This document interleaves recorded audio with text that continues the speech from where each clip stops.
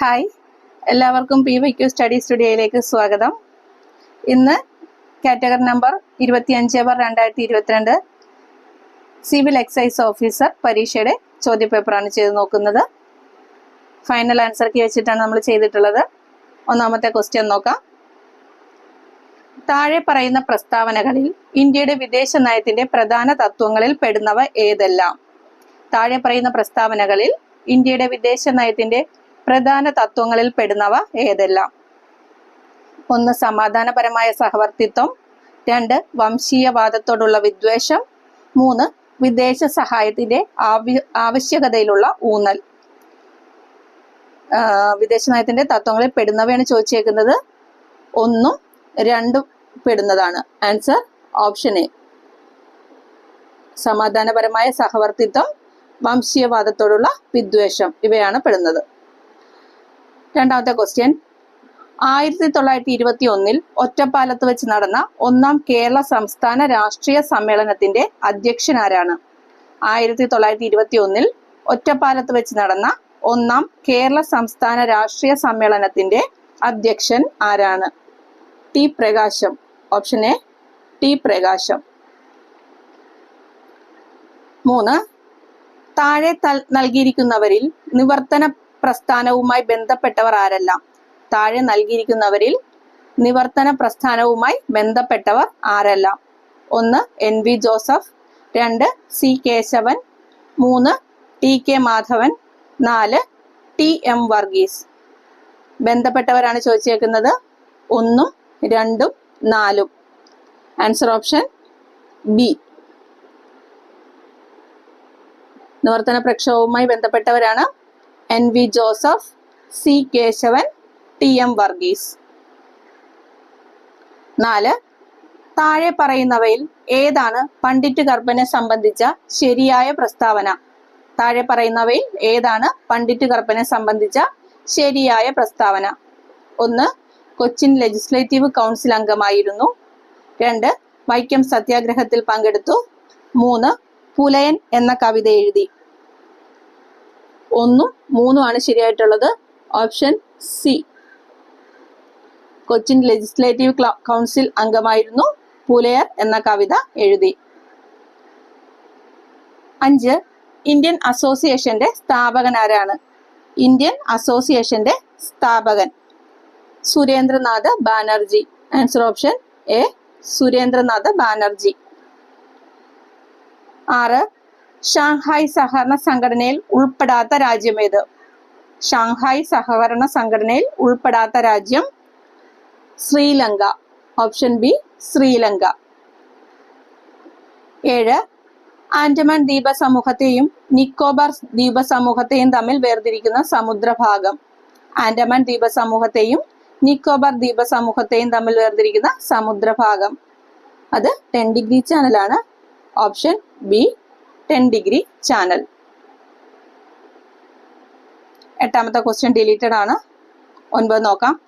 2011 census പ്രകാരം ജനസാന്ദ്രതയിൽ 1ാമത് നിൽക്കുന്ന സംസ്ഥാനം. 2011 സെൻസസ് പ്രകാരം ജനസാന്ദ്രതയിൽ 1ാമത് നിൽക്കുന്ന സംസ്ഥാനമാണ് ബീഹാർ. Option B.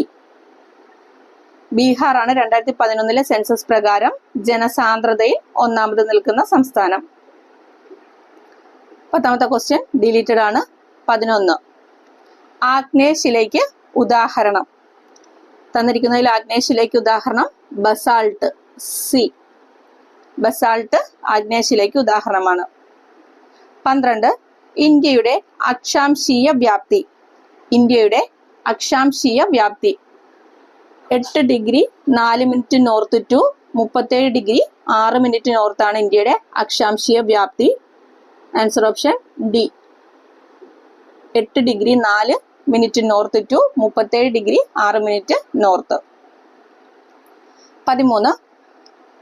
താഴെ പറയുന്ന വിവിധ ധനകാര്യ സ്ഥാപനങ്ങൾ, അവയുടെ ആസ്ഥാനങ്ങൾ എന്നിവയുടെ പട്ടികയിൽ നിന്നും യോജിക്കാത്തത് കണ്ടെത്തുക. യോജിക്കാത്തതാണ് ചോദിച്ചേക്കുന്നത്. നോക്കാം. എ. ലോക ബാങ്ക്, വാഷിംഗ്ടൺ DC. ശരിയാണ്. ബി. ഏഷ്യൻ വികസന ബാങ്ക്, ബെയ്ജിംഗ്. അത് തെറ്റാണ്.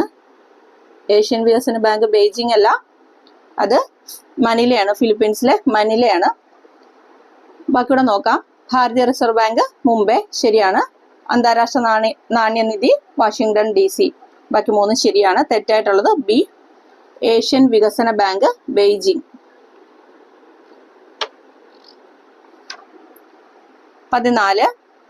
ഇന്ത്യയുടെ ദേശീയ വരുമാനം കണക്കാക്കുന്നതുമായി ബന്ധപ്പെട്ട് ശരിയായ പ്രസ്താവനകൾ കണ്ടെത്തുക. ഇന്ത്യയുടെ ദേശീയ വരുമാനം കണക്കാക്കുന്നതുമായി ബന്ധപ്പെട്ട് ശരിയായ പ്രസ്താവനകൾ കണ്ടെത്തുക. 1. ഇന്ത്യയുടെ ദേശീയ വരുമാനം കണക്കാക്കുന്നതിനായി 1949 നാഷണൽ ഇൻകം കമ്മിറ്റി രൂപീകരിച്ചു. 2. ഇന്ത്യയിൽ ആദ്യമായി ദേശീയ വരുമാനം കണക്കാക്കുന്നതിനുള്ള ശ്രമം നടത്തിയത് ദാദാഭായ് നവറോജിയാണ്. 3. ദേശീയ വരുമാനം കണക്കാക്കുന്നതിനായി ഉൽപ്പന്ന രീതിയും വരുമാന രീതിയും ഉപയോഗിക്കുന്നു. ഇതിൽ ശരിയായ പ്രസ്താവനയാണ് ചോദിച്ചേക്കുന്നത്. തന്നിരിക്കുന്ന 3 പ്രസ്താവനകളും ശരിയാണ്. ഓപ്ഷൻ ഡി എല്ലാം ശരിയാണ്. ഇന്ത്യയുടെ ദേശീയ വരുമാനം കണക്കാക്കുന്നതുമായി ബന്ധപ്പെട്ട ശരിയായ പ്രസ്താവനകളാണ്: ഇന്ത്യയുടെ ദേശീയ വരുമാനം കണക്കാക്കുന്നതിനായി 1949 നാഷണൽ ഇൻകം കമ്മിറ്റി രൂപീകരിച്ചു. ഇന്ത്യയിൽ ആദ്യമായി ദേശീയ വരുമാനം കണക്കാക്കുന്നതിനുള്ള ശ്രമം നടത്തിയത് ദാദാഭായ് നവറോജിയാണ്. ദേശീയ വരുമാനം കണക്കാക്കുന്നതിനായി ഉൽപ്പന്ന രീതിയും വരുമാന രീതിയും ഉപയോഗിക്കുന്നു. Question number 15. ലോക വ്യാപാര സംഘടനയുമായി ബന്ധപ്പെട്ട് താഴെ പറയുന്ന പ്രസ്താവനകൾ പരിശോധിച്ച് ശരിയായവ കണ്ടെത്തുക. ലോക വ്യാപാര സംഘടനയുമായി ബന്ധപ്പെട്ട താഴെ പറയുന്ന പ്രസ്താവനകൾ പരിശോധിച്ച് ശരിയായവ കണ്ടെത്തുക. 1. ലോക വ്യാപാര സംഘടന നിലവിൽ വന്നത് 1995 2. അന്താരാഷ്ട്ര വ്യാപാര രംഗത്ത് എല്ലാ രാജ്യങ്ങൾക്കും തുല്യ അവസരം നൽകുക എന്നത് ലോക വ്യാപാര സംഘടനയുടെ പ്രധാന ലക്ഷ്യമാണ്. 3. ലോക വ്യാപാര സംഘടന ഗാട്ടിന്റെ പിന്തുടർച്ചക്കാരനായി അറിയപ്പെടുന്നു. 4. ലോക വ്യാപാര സംഘടനയുടെ ആസ്ഥാനം ന്യൂയോർക്ക് ആണ്. ശരിയായിട്ടുള്ളതാണ് ചോദിച്ചിരിക്കുന്നത്. 1, 2, 3 സ്റ്റേറ്റ്മെന്റ് ശരിയാണ്. Answer option A. 4ാമത്തെ സ്റ്റേറ്റ്മെന്റ് ലോക വ്യാപാര സംഘടനയുടെ ആസ്ഥാനം ന്യൂയോർക്ക് അല്ല, ജനീവയാണ്. 16. താഴെ പറയുന്നവയിൽ ശരിയല്ലാത്ത പ്രസ്താവന കണ്ടെത്തുക. ശരിയല്ലാത്ത പ്രസ്താവനയാണ് ചോദിച്ചേക്കുന്നത്. എ. സ്വതന്ത്ര ഇന്ത്യയിൽ ആസൂത്രണ കമ്മീഷൻ രൂപീകരിക്കുന്നത് 1950 ബി. ഇന്ത്യയിലെ ആസൂത്രണത്തിന്റെ ശില്പിയായി അറിയപ്പെടുന്നത് PC മഹലനോബിസ് ആണ്. സി. ആസൂത്രണ കമ്മീഷന്റെ ആദ്യത്തെ ഉപാധ്യക്ഷനാണ് ഗുൽസാരിലാൽ നന്ദ. ഡി. 1ാം പഞ്ചവത്സര പദ്ധതിയുടെ കരട് തയ്യാറാക്കിയത് PC മഹലനോബിസ് ആണ്. തെറ്റാണ് ചോദിച്ചേക്കുന്നത്. ഡി ആണ് തെറ്റായിട്ടുള്ളത്.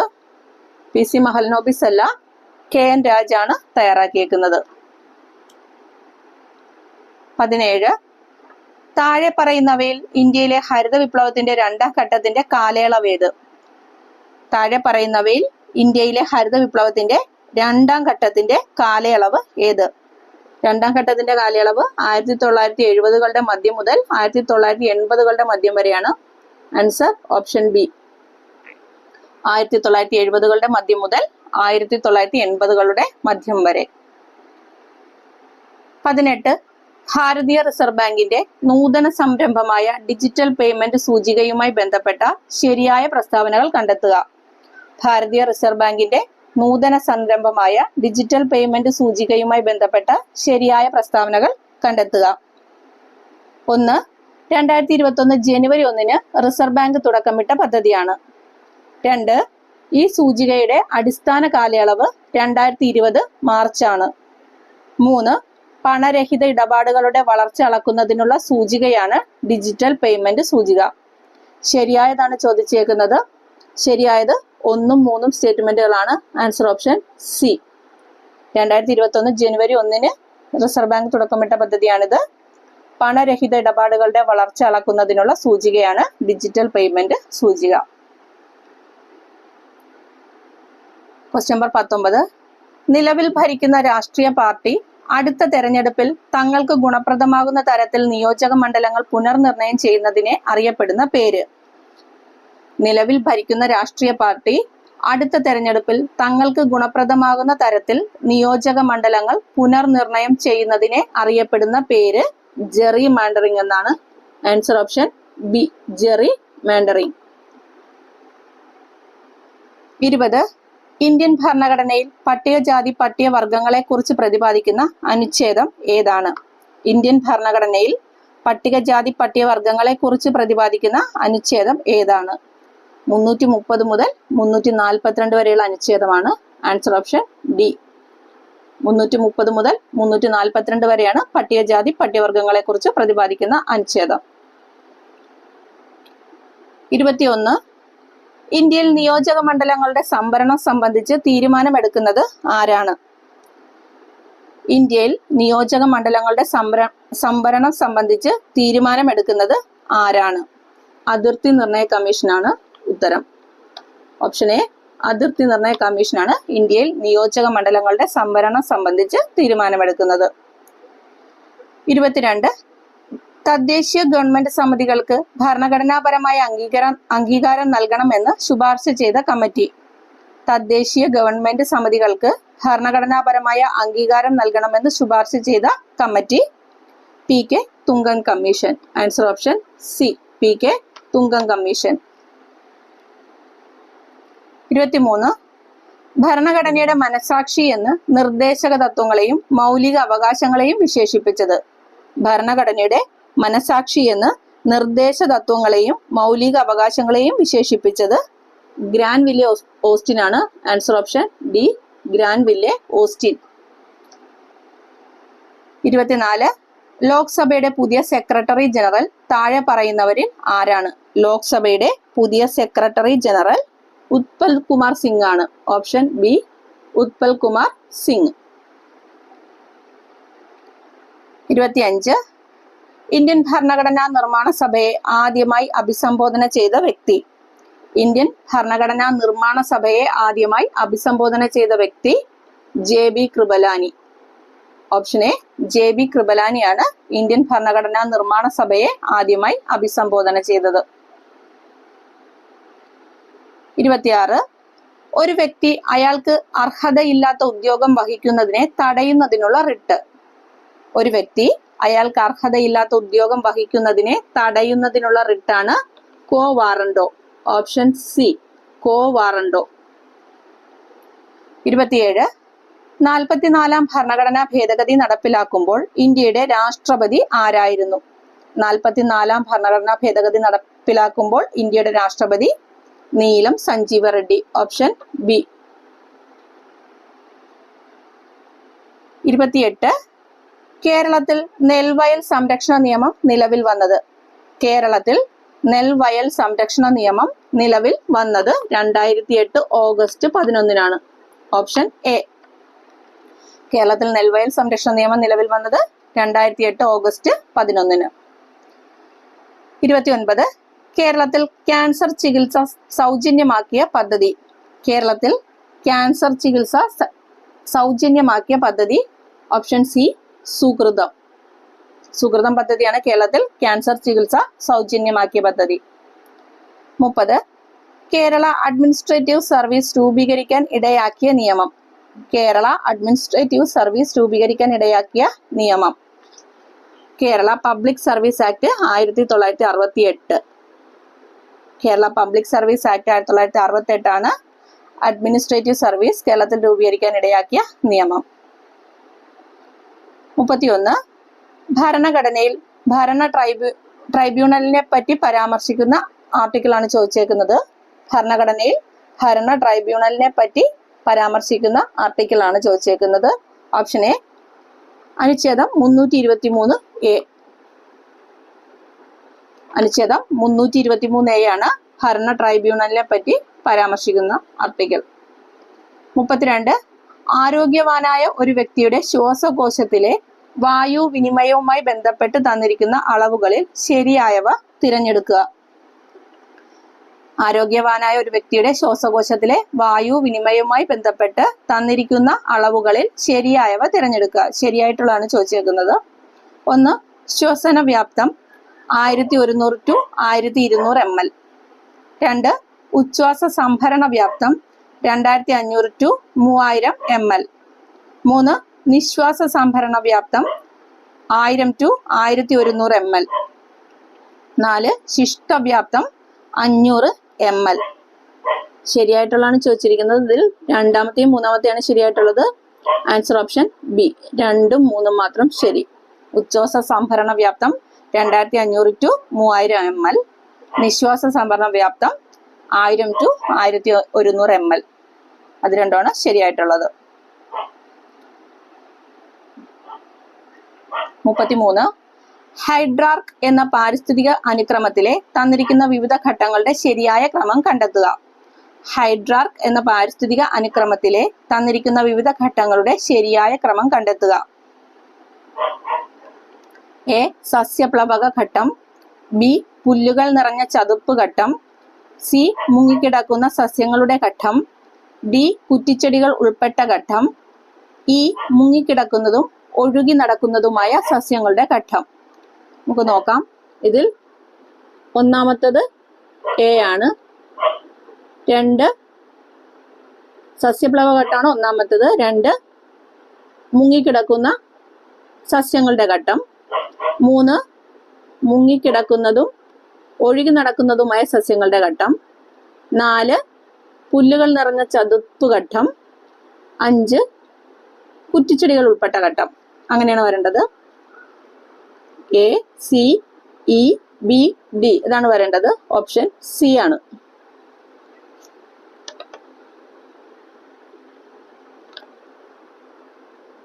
ഒന്നുകൂടെ പറഞ്ഞുതരാം. സസ്യപ്ലവ ഘട്ടം ഒന്നാമത്തത്. രണ്ടാമത്തെ ഘട്ടം മുങ്ങിക്കിടക്കുന്ന സസ്യങ്ങളുടെ ഘട്ടം.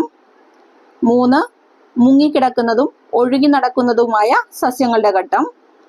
4 പുല്ലുകൾ നിറഞ്ഞ ചതുപ്പ് ഘട്ടം. 5 കുറ്റിച്ചെടികൾ ഉൾപ്പെട്ട ഘട്ടം. Answer option C. 34. തന്നിരിക്കുന്ന പ്രസ്താവനകളിൽ കരിമ്പുഴ വന്യജീവി സങ്കേതവുമായി ബന്ധപ്പെട്ട് ശരിയായവ കണ്ടെത്തുക. കരിമ്പുഴ വന്യജീവി സങ്കേതവുമായി ബന്ധപ്പെട്ട് ശരിയായവ കണ്ടെത്തുക. 1. മലപ്പുറം ജില്ലയിൽ സ്ഥിതി ചെയ്യുന്നു. 2. കേരളത്തിലെ 18ാമത് വന്യജീവി സങ്കേതം. 3. 2019 ജൂലൈ 6-ാം തീയതി വന്യജീവി സങ്കേതമായി പ്രഖ്യാപിക്കപ്പെട്ടു. ശരിയായവ 1ഉം 2ഉം സ്റ്റേറ്റ്മെന്റ് ആണ്. Answer option A. മൂന്നാമത്തെ സ്റ്റേറ്റ്മെന്റ് ആയ 2019 ജൂലൈ 6-ാം തീയതിയാണ് വന്നതെന്നുള്ള തെറ്റാണ്. 2020 ജൂലൈ 20-നാണ് നിലവിൽ വന്നിട്ടുള്ളത്. കരിമ്പുഴ വന്യജീവി സങ്കേതവുമായി ബന്ധപ്പെട്ട് ശരിയായ പ്രസ്താവനകളാണ്. മലപ്പുറം ജില്ലയിൽ സ്ഥിതി ചെയ്യുന്നു. കേരളത്തിലെ 18ാമത് വന്യജീവി സങ്കേതമാണ്. Answer option A. 35.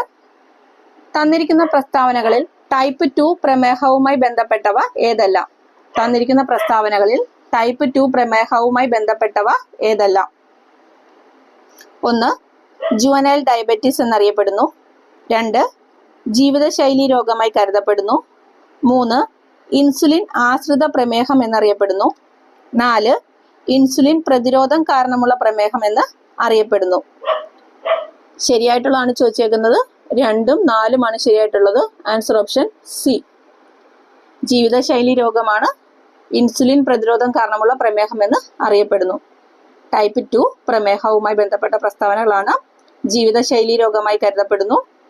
ഇൻസുലിൻ പ്രതിരോധം കാരണമുള്ള പ്രമേഹം എന്ന് അറിയപ്പെടുന്നു. Answer option C. 36.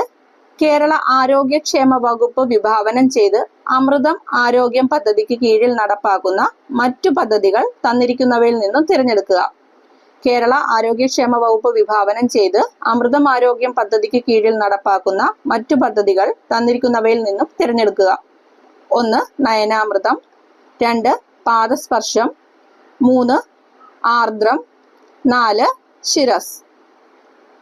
ഉൾപ്പെട്ട പദ്ധതികൾ 1, 2, 4 ആൻസർ ഓപ്ഷൻ സി. 1, 2, 4. നയനാമൃതം, പാദസ്പർശം, ശിരസ്. ഇത് 3 അമൃതം ആരോഗ്യം പദ്ധതിക്ക് കീഴിൽ നടപ്പാക്കുന്ന മറ്റു പദ്ധതികൾ. 37. ലോകത്തിലെ ആദ്യത്തെ പ്ലാസ്മിഡ് DNA കോവിഡ് വാക്സിൻ ഏത്? ലോകത്തിലെ ആദ്യത്തെ പ്ലാസ്മിഡ് DNA കോവിഡ് വാക്സിൻ ഏത്? Answer option B, ZyCoV D. ZyCoV D ആണ് ലോകത്തിലെ ആദ്യത്തെ പ്ലാസ്മിഡ് DNA കോവിഡ് വാക്സിൻ. 38. തലയിൽ ചുമടുമായി നടന്നു നീങ്ങുന്ന ഒരാൾ ചെയ്യുന്ന പ്രവൃത്തി എന്തായിരിക്കും? തലയിൽ ചുമടുമായി നടന്നു നീങ്ങുന്ന ഒരാൾ ചെയ്യുന്ന പ്രവൃത്തി എന്തായിരിക്കും? ആൻസർ ഓപ്ഷൻ ബി 0 ആയിരിക്കും. തലയിൽ ചുമടുമായി നടന്നു നീങ്ങുന്ന ഒരാൾ ചെയ്യുന്ന പ്രവൃത്തി 0 ആയിരിക്കും. 39. ഒരു കേന്ദ്രീകൃത ദ്രവത്തിൽ പ്രയോഗിക്കുന്ന മർദ്ദം എല്ലാ ദിശയിലേക്കും ഒരേ അളവിൽ വ്യാപിക്കും. ഈ പ്രസ്താവന ഏതു നിയമമാണ്? ഒരു കേന്ദ്രീകൃത ദ്രവത്തിൽ പ്രയോഗിക്കുന്ന മർദ്ദം എല്ലാ ദിശയിലേക്കും ഒരേ അളവിൽ വ്യാപിക്കും. ഈ പ്രസ്താവന ഏതു നിയമമാണ്? പാസ്കൽ നിയമം. ഓപ്ഷൻ സി പാസ്കൽ നിയമമാണിത്. 40. പ്രൊജക്ടൈൽ മോഷൻ ഉദാഹരണം താഴെ പറയുന്നവയിൽ ഏതാണ്? പ്രൊജക്ടൈൽ മോഷൻ ഉദാഹരണം താഴെ പറയുന്നവയിൽ ഏതാണ്? എ. ജാവലിന്റെ സഞ്ചാരം, ബി. റോക്കറ്റിന്റെ സഞ്ചാരം, സി. മിസൈലിന്റെ സഞ്ചാരം, ഡി. എയും ബിയും സിയും ശരിയാണ്. പ്രൊജക്ടൈൽ മോഷൻ ഉദാഹരണമാണ് ചോദിച്ചിരിക്കുന്നത്. എയും ബിയും സിയും പ്രൊജക്ടൈൽ മോഷൻ ഉദാഹരണമാണ്. ജാവലിന്റെ സഞ്ചാരം, റോക്കറ്റിന്റെ സഞ്ചാരം, മിസൈലിന്റെ സഞ്ചാരം മൂന്നും പ്രൊജക്ടൈൽ മോഷന് ഉദാഹരണമാണ്. 41. ഇന്ത്യൻ നിർമ്മിത ഉപഗ്രഹ വിക്ഷേപണ വാഹനത്തിൽ ഉൾപ്പെടാത്തത് താഴെ പറയുന്നവയിൽ ഏതാണ്? ഇന്ത്യൻ നിർമ്മിത ഉപഗ്രഹ വിക്ഷേപണ വാഹനത്തിൽ ഉൾപ്പെടാത്തത്. Option D DLV-TB. ഇതാണ് ഉൾപ്പെടാത്തത്. Answer option D DLV-TB. 42. താഴെ കൊടുത്തിരിക്കുന്നവയിൽ ഭിന്നാത്മക മിശ്രിതത്തിന് ഉദാഹരണം ഏത്? താഴെ കൊടുത്തിരിക്കുന്നവയിൽ ഭിന്നാത്മക മിശ്രിതത്തിന് ഉദാഹരണം ഏത്? ഓപ്ഷൻ സി മണ്ണ്. 43.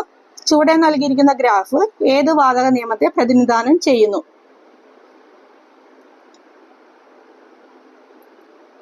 ചുവടെ നൽകിയിരിക്കുന്ന ഗ്രാഫ് ഏത് വാതക നിയമത്തെ പ്രതിനിധാനം ചെയ്യുന്നു? മർദ്ദത്തെയും വ്യാപ്തത്തെയും സംബന്ധിച്ചാണ്. അത് ഓപ്ഷൻ എ ബോയിൽ നിയമത്തിന്റെ ഗ്രാഫാണ് തന്നിരിക്കുന്നത്. തന്നിരിക്കുന്ന ഗ്രാഫ് ബോയിൽ നിയമത്തിൻ്റെതാണ്.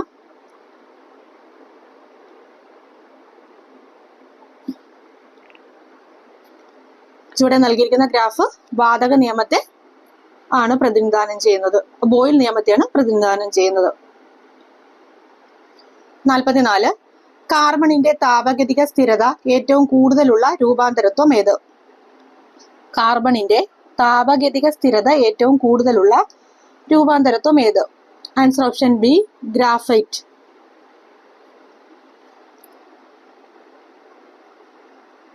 45.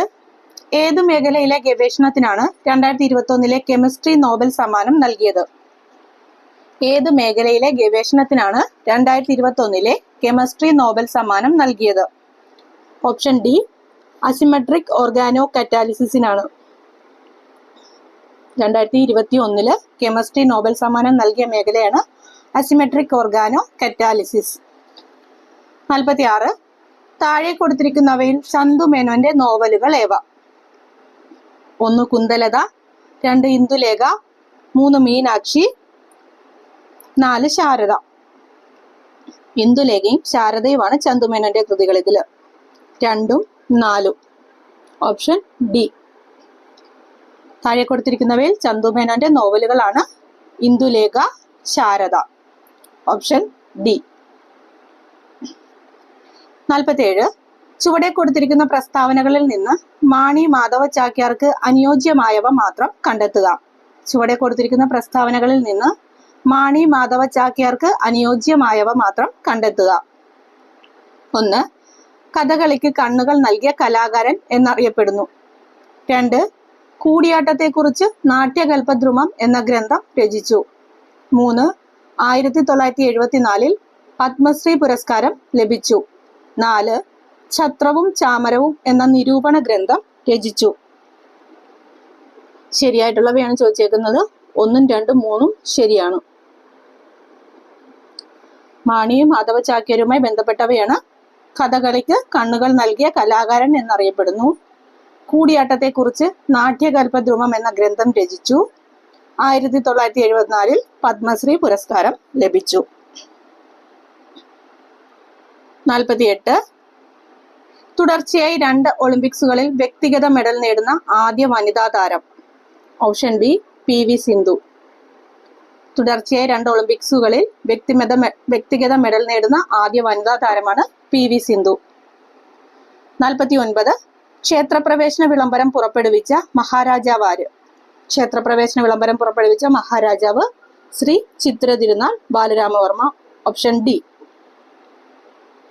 ശ്രീ ചിത്ര തിരുനാൾ ബാലരാമവർമ്മയാണ് ക്ഷേത്രപ്രവേശന വിളംബരം പുറപ്പെടുവിച്ച മഹാരാജാവ്. 50 2020 JC ഡാനിയൽ പുരസ്കാരം നേടിയ കലാകാരൻ.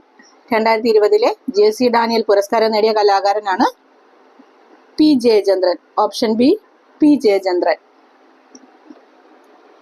കാറ്റഗറി നമ്പർ 25/22 GK പാർട്ടിൽ 50 ക്വസ്റ്റ്യൻസ് ആണ് നോക്കിയത്. എല്ലാവർക്കും വീഡിയോ ഉപകാരപ്പെടുന്നുണ്ടെങ്കിൽ സപ്പോർട്ട് ചെയ്യുക. അടുത്ത വീഡിയോയുമായിട്ട് ഉടൻ വരാം. Thank you.